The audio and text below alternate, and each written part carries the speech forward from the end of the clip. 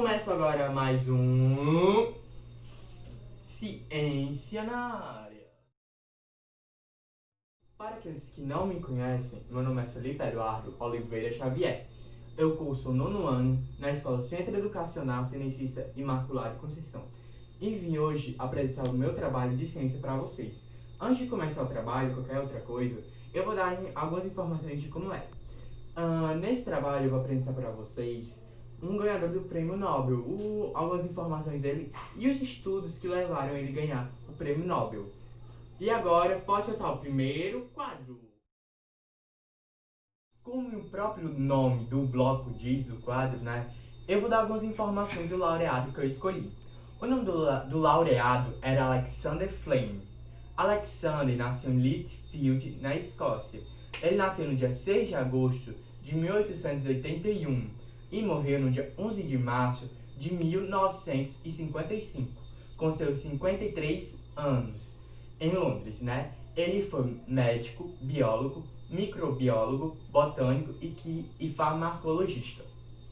Ele fez vários artigos de quimioterapia, de bacteriologia e imunologia, mas é claro que seus principais estudos vão estar na área de bacteriologia com a descoberta da penicilina, mas isso eu vou falar um pouco mais lá pra frente.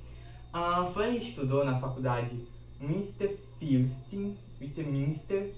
e ele ganhou o Prêmio Nobel de Medicina em 1945. Nesse bloco, a gente vai entender por que Alexander Fleming ganhou o Nobel de Medicina. Eu disse anteriormente que Alexander se destacou na área de bacteriologia com a descoberta da penicilina. Mas antes de dizer como Alexander descobriu a penicilina, a gente tem que entender que Alexander ele foi médico durante a Primeira Guerra Mundial e ele via muitos casos de soldados que viviam com feridas abertas e eram infeccionados por bactérias. E naquele tempo, essas pessoas, o destino já era decidido, era morte na certa.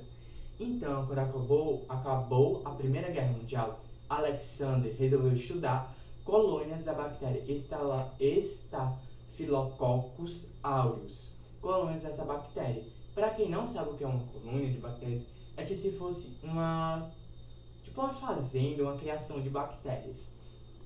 E ele estudou placas com essas colônias. E Alexander estudava muito, mas ele resolveu dar uns dias de férias para ele. Mas Alexander não deixou as placas que estavam com as colônias da bactéria de uma ordem de higienização, com os cuidados certos para elas não se multiplicarem, se proliferarem.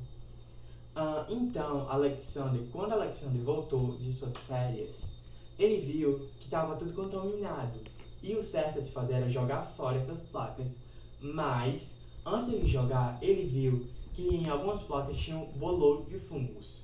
E lá não tinha a presença dessa bactéria. Então Alexander percebeu naquele exato momento que ele tinha achado a cura de infecções com essa bactéria. O fungo, né, que matava a bactéria é o penicillium.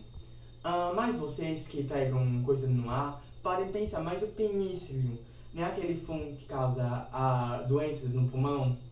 Isso mesmo, o penicillium é um fungo que causa mesmo doenças no pulmão. Mas esse não é o penicillium que causa essas doenças no pulmão, não é o fungo. É tipo se fosse da família, mas é de outra espécie. Esse é o Penicillium notatum. Esse fungo não causa mal a seres humanos, o que era muito bom porque já tinha uma cura. Ele tanto matava a bactéria e não fazia mal aos seres humanos. Ou seja, Alexander tinha feito uma descoberta que ajudava milhões de pessoas que na época, com feridas abertas, que eram infeccionadas, já tinha a cura na época. Mas existia um problema. Alexander não tinha condições de fazer o produto, de fazer em grande porte o produto. Mesmo que ele conseguisse vários fungos, né, aglomerações desses fungos, trabalhar e tal, ele não tinha como sair um pó, uma coisa e tal, uma vacina e tal, mais ou menos isso. Então ele decide não patentear a sua descoberta. O que é isso? Não patentear sua descoberta.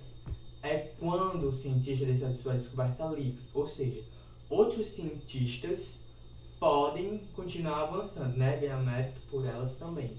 Então, mais tarde, vão surgir dois cientistas que vão estudar mais a profundo da penicilina, que é Ernest Boris e seu Riemann. E eles vão conseguir, né, aperfeiçoar a penicilina e transformar ela tipo em pó, que se torna o primeiro antibiótico da história. E em 1940, a primeira pessoa foi, né, ela tomou a penicilina e ela se curou. E isso teve grandes impactos na sociedade. Primeiro, isso ajudou a ganhar a Segunda Guerra, principalmente na Segunda Guerra Mundial, porque agora os países que eram aliados do Reino Unido tinham acesso à penicilina. Outra coisa, no tempo que a penicilina foi inventada,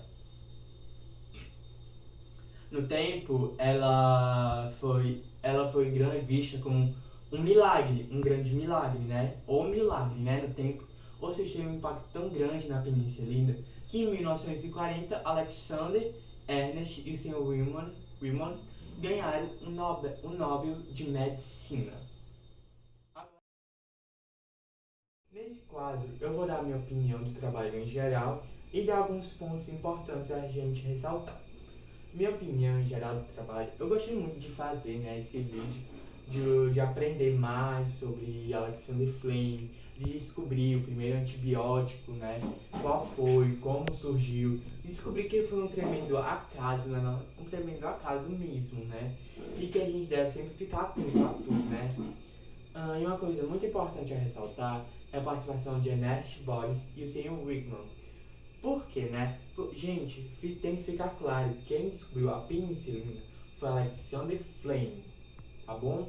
Ernest Boris e Sr. Riemann, eles atualizaram e melhoraram as pesquisas deles, porque eles conseguiram transformar a penicilina e conseguiram coisar em um pó. E isso duraria um pouco mais de tempo, a função do medicamento, né? Que foi o primeiro antibiótico da história, né? E deu certo, como a gente vê, né, nos dias de hoje. E outra coisa, é que a gente vê que a medicina entrou em uma nova fase, a era dos antibióticos, que hoje é muito importante os antibióticos, né? Que antes a gente via que infecções bacterianas matavam pessoas, muitas e muitas pessoas. E agora existe cura, né? Gente, eu vim aqui consertar um erro que eu cometi. Eu falei que ele tinha morrido com seus 53 anos de idade, mas na verdade ele morreu com seus 73 anos de idade. E eu vou deixar aqui os sites dos links, os links do site, quer dizer, que eu acessei para ter uma noção para fazer esse trabalho. Então foi esse meu trabalho de ciências e tchau, espero que vocês tenham gostado.